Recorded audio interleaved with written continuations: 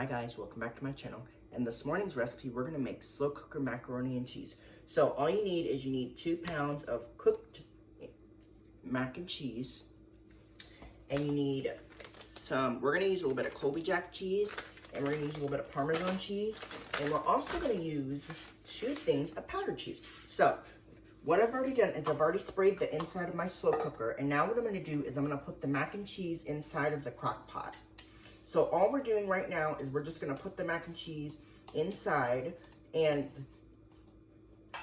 like I mentioned before, this is about 2 pounds of drained and cooked mac and cheese. And all we're gonna do is we're gonna put some cheese inside. We're gonna mix the powdered cheese, and then I'm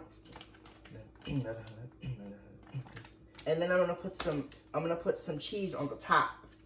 So that way it can melt in the slow cooker. Once it starts cooking, it'll have a nice thick layer of cheese to go on top. Once this starts to cook down for a couple hours, this is gonna cook on low for about 4 hours until the cheese is nice and melted, and also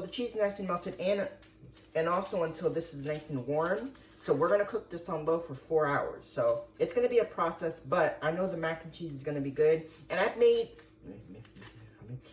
a mac and cheese recipe before where I've made a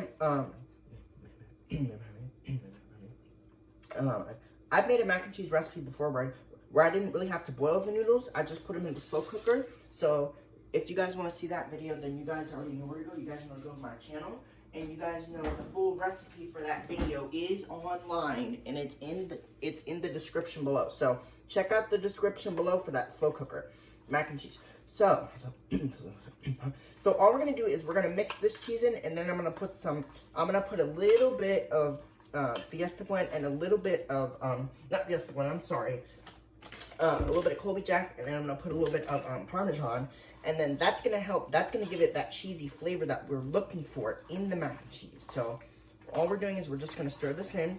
We're gonna make sure this is nice and stirred in, and then I'm gonna put some cheese on top, and it's gonna be so good. It's gonna cook on low for about 4 hours, so it'll be nice and melted by then.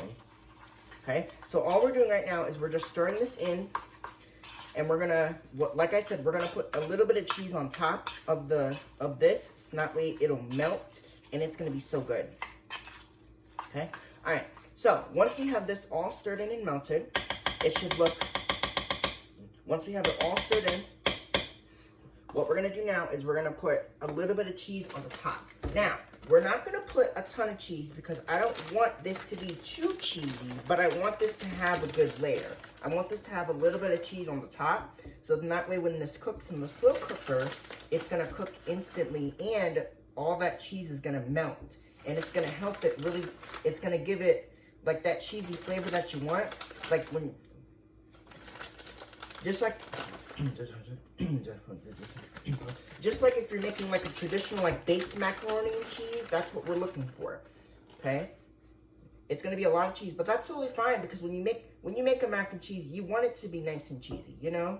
All right, so we're done with the cheese. I'm gonna put cheese back in the fridge, and then I'll come back and I'll show you what the mac and cheese looks like. And then what we'll do is we'll put the lid on, and like I said, today's Monday. Today's a work day for me, so when I get to work, I'll just plug this in, and I'll let the cheese melt on top. And then in about 6, 7, 8, 9, 10, 11, in about 6 hours, we'll eat this mac and cheese. So, because it's already like 5 o'clock, so we're not eating it now. We're gonna eat it in about 6 hours, and then I'll come back and I'll show you guys what the mac and cheese looks like after it's all melted, and it's kind of like, you know, really gonna be good. So this is what the mac and cheese looks like. I'm gonna put this up, and I'm not gonna stir this because I want this to stay just like this, so that way the cheese can melt on the top. So hopefully you guys enjoyed this recipe. I'll be back in a little while to show you what it looks like. All right, hopefully you guys enjoyed it. Bye, log on, peace out, boom. Okay, bye guys.